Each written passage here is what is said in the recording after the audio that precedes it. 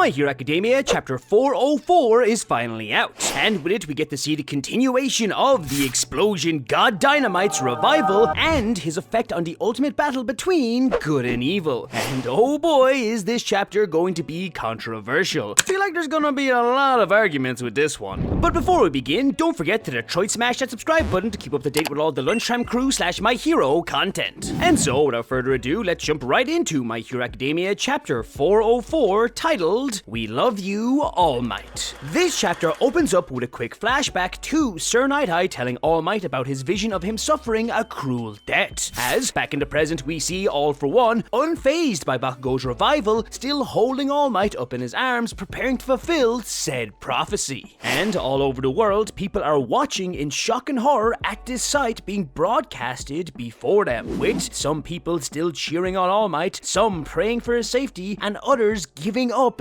entirely. We also see the Weather Woman who appeared in a previous chapter talking about the butterfly effect and how the actions of one person can have a substantial impact on the world as we know it, who is interestingly enough informing her colleagues that the winds they originally forecast that day have strangely started to change. Potentially some symbolism and foreshadowing perchance? Following this, the story then briefly cuts to some leaves blowing in the wind, which significance is currently unknown, before cutting right back on over to Yue and Bakugo, who, upon making eye contact with Midoriya, immediately creates explosions, rocketing himself over to his childhood friend. Midoriya, without even a moment's hesitation in seeing Bakugo approach, jumps away from Shigaraki and grabs onto the flying Bakugo's hand. And together, using their combined speed and strength, the two heroes start spinning in the air, building up momentum, preparing to perform the Explode-a-Pult technique. The same technique the two heroes used against Nine in the Heroes Rising movie, in which Bakugo spun and launched Midoriya at his target with great speed. Except, this time it's slightly different, as instead of Midoriya being the one launched, it's Bakugo, as Midoriya, using the full power of One For All, activates his gear shift quirk once again, but not on himself, on Bakugo, turning the exploding murder hero into a human bullet, propelling him at an absolutely insane speed towards All For One and All Might. And I mean, just look at him, dude turn into a fighter jet. Oh god, no, don't let him be a fighter jet. It's also important to note that before Midoriya activated gear shift again, the second user's vestige warned him not to, stating that doing so would greatly exhaust his body even further. Like, further.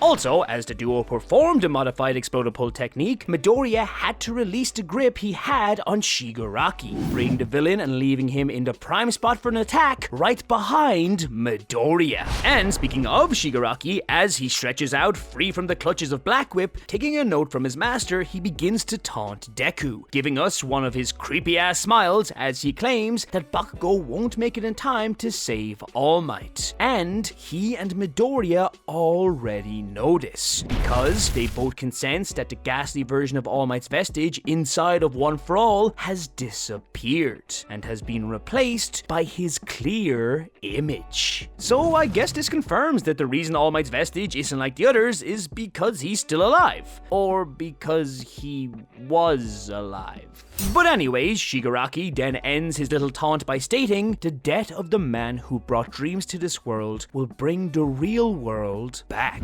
As time seems to freeze and Midoriya looks on at the flying Bakugo headed straight towards All For One. And as Midoriya takes in this image, time reverts back to normal, as a great gust of wind shoots in from behind him, blowing his hair forward, and a leaf beside him, as the images of every single person cheering on and wishing for All Might's safety from all around the world appear beside the flying Bakugo.